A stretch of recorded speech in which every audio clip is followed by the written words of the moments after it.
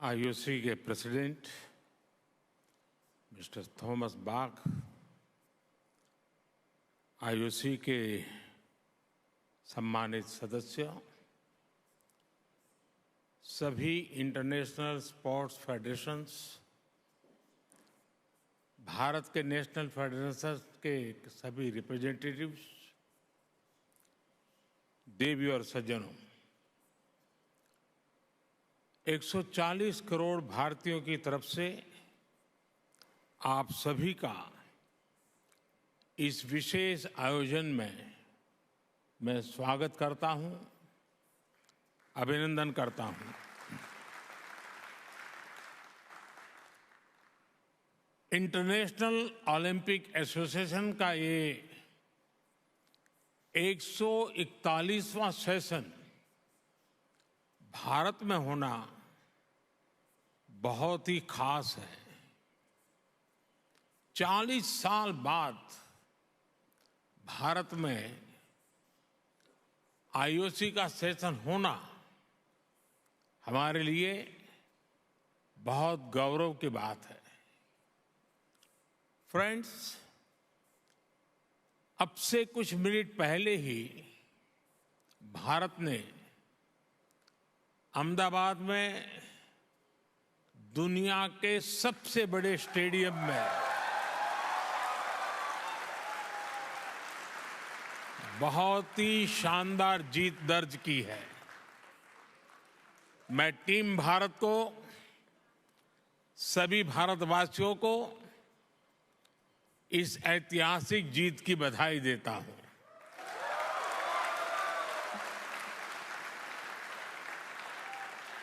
साथियों, स्पोर्ट्स भारत में हमारे कल्चर का, हमारी लाइफस्टाइल का एक इम्पोर्टेंट हिस्सा रहा है। आप भारत के गांवों में जाएंगे तो पाएंगे कि बिना स्पोर्ट्स के हमारा हर फेस्टिवल अधूरा है। हम भारतीय सिर्फ स्पोर्ट्स लवर नहीं है, बल्कि हम स्पोर्ट्स को जीने वाले लोग हैं। और ये हजारों वर्षों की हमारी हिस्ट्री में रिफ्लेक्ट होता है। इंडस वैली सिविलाइजेशन हो, हजारों वर्ष पहले का वैदिक काल हो, या उसके बाद का टाइम पीरियड, हर कालखंड में स्पोर्ट्स को लेकर भारत की लेगेसी बहुत समृद्ध रही है। हमारे यहां हजारों साल पहले लिखे ग्रंथों में 64 विधाओं में पारंगत होने की बात कही जाती है। इनमें से अनेक विधाएं खेलों से जुड़ी हुई थी, जैसे horse riding, archery, swimming, wrestling. ऐसी अनेक स्किल्स को सीखने पर बल दिया जाता था। आर्चरी यानी धनुर्विद्या को सीखने के लिए तो पूरी एक धनुर्वेद संहिता ही लिखी गई थी। इस संहिता में एक जगह कहा गया है, धनुष चक्रंच कुतंच खड्गंच छुरी का गदा सप्तमम बाहु युद्धम शादेवम युद्धानि सप्तधा। यानी धनुर्विद्या से जुड़ी 7 प्रकार की स्किल्स आनी चाहिए, जिसमें धनुष बाण, चक्र, भाला यानी आज का जैवलिन थ्रो, तलवारबाजी, ड्रैगर, गदा और कुश्ती शामिल है। साथियों, स्पोर्ट्स की इस हजारों वर्ष पुरानी हमारी लेगेसी के अनेक साइंटिफिक एविडेंस है। जहां मुंबई में अभी हम हैं, वहां से करीब 900 किलोमीटर दूर कच्छ में यूनेस्को की वर्ल्ड हेरिटेज साइट है धौलावीरा। धौलावीरा 5000 साल से भी पहले एक बहुत बड़ा और समृद्ध पोर्ट सिटी हुआ करता था। इस प्राचीन शहर में अर्बन प्लानिंग के साथ साथ स्पोर्ट्स इंफ्रास्ट्रक्चर का भी एक शानदार मॉडल मिला है। खुदाई के दौरान यहां 2 स्टेडियम सामने आए हैं।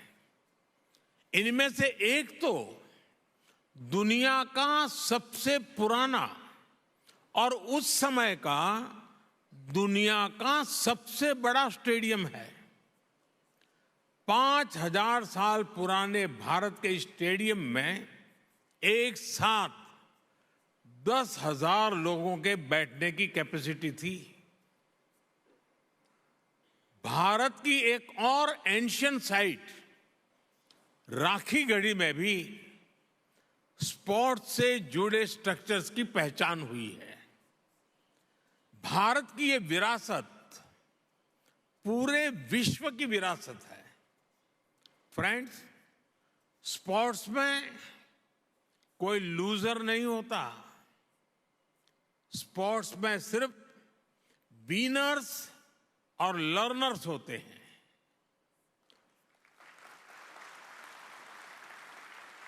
स्पोर्ट्स की लैंग्वेज यूनिवर्सल है, स्पिरिट यूनिवर्सल है। स्पोर्ट्स सिर्फ कंपटीशन नहीं है। स्पोर्ट्स ह्यूमैनिटी को अपने विस्तार का अवसर देता है। रिकॉर्ड्स कोई भी तोड़े, पूरी दुनिया उसका स्वागत करती है। स्पोर्ट्स हमारे वसुधैव कुटुंबकम यानी one earth, one family, one future के भाव को भी सशक्त करता है।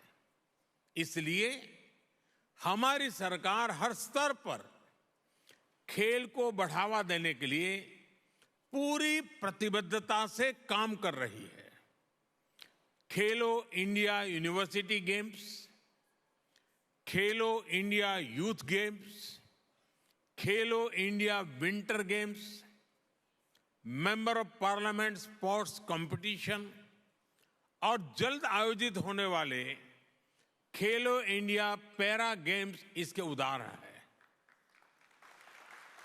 हम भारत में खेलों के विकास के लिए इंक्लूसिविटी और डाइवर्सिटी पर भी लगातार फोकस कर रहे हैं। फ्रेंड्स, स्पोर्ट्स को लेकर भारत के इसी फोकस के कारण आज भारत इंटरनेशनल इवेंट्स में शानदार प्रदर्शन कर रहा है। पिछले ओलंपिक्स में कई भारतीय एथलीट्स ने बेहतरीन प्रदर्शन किया। हाल में संपन्न हुए एशियन गेम्स में भारत ने हिस्टोरिकल परफॉर्मेंस दी है। उससे पहले हुए वर्ल्ड यूनिवर्सिटी गेम्स में भी हमारे यंग एथलीट ने नए रिकॉर्ड बनाए हैं। ये भारत में बदलते और तेजी से विकसित होते स्पोर्ट्स लैंडस्केप का संकेत है। साथियों, बीते वर्षों में भारत ने हर प्रकार के ग्लोबल स्पोर्ट्स टूर्नामेंट ऑर्गेनाइज करने के अपने सामर्थ्य को साबित किया है। हमने हाल ही में चेस ओलंपियाड का आयोजन किया, जिसमें विश्व के 186 देश शामिल हुए। हमने football under 17 women's world cup, men's hockey world cup, women's world boxing championship और शूटिंग वर्ल्ड कप की भी मेजबानी की। भारत हर वर्ष दुनिया की सबसे बड़ी क्रिकेट लीग में से एक का भी आयोजन करता है। इस समय भारत में क्रिकेट वर्ल्ड कप भी चल रहा है। उत्साह के इस माहौल में सभी लोग ये सुनकर भी खुश हैं कि आईओसी के एग्जीक्यूटिव बोर्ड ने क्रिकेट को ओलंपिक्स में शामिल करने की सिफारिश की है। हमें उम्मीद है इस बारे में जल्द ही हमें कोई पॉजिटिव न्यूज सुनने को मिलेगा। साथियों, ग्लोबल इवेंट्स का आयोजन हमारे लिए दुनिया भर के देशों के स्वागत का मौका होता है। तेजी से बढ़ती इकोनॉमी और अपने वेल डेवलप्ड इंफ्रास्ट्रक्चर के कारण बड़े ग्लोबल इवेंट्स के लिए भारत तैयार है। ये दुनिया ने भारत की G20 प्रेसिडेंसी के दौरान भी देखा है। देश भर के 60 से अधिक शहरों में हमने इवेंट्स ऑर्गेनाइज किए हैं। ये लॉजिस्टिक्स से लेकर हर प्रकार की हमारी ऑर्गेनाइजिंग कैपेसिटी का प्रमाण है। इसलिए आज मैं आप सबके सामने 140 करोड़ भारतवासियों की भावना जरूर रखना चाहूंगा। भारत अपनी धरती पर ओलंपिक्स का आयोजन करने के लिए बहुत उत्साहित है।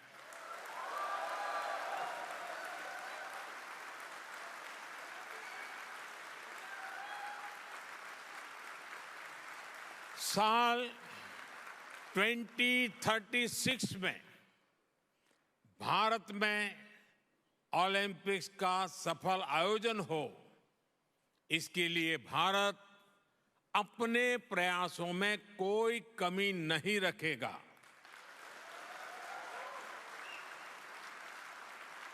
ये 140 करोड़ भारतीयों का बरसों पुराना सपना है, उनकी आकांक्षा है।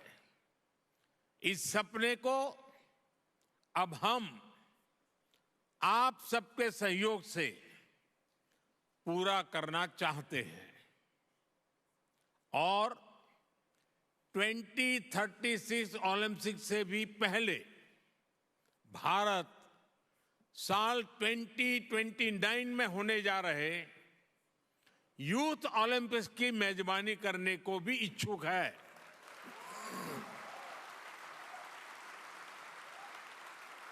मुझे विश्वास है भारत को आईओसी का निरंतर सहयोग मिलता रहेगा। फ्रेंड, स्पोर्ट्स सिर्फ मेडल जीतने का नहीं, बल्कि दिलों को जीतने का माध्यम है। स्पोर्ट्स सबका है, सबके लिए है। स्पोर्ट्स सिर्फ चैंपियंस ही तैयार नहीं करता, बल्कि पीस, प्रोग्रेस और वेलनेस को भी प्रमोट करता है। इसलिए स्पोर्ट्स दुनिया को जोड़ने का एक और सशक्त माध्यम है।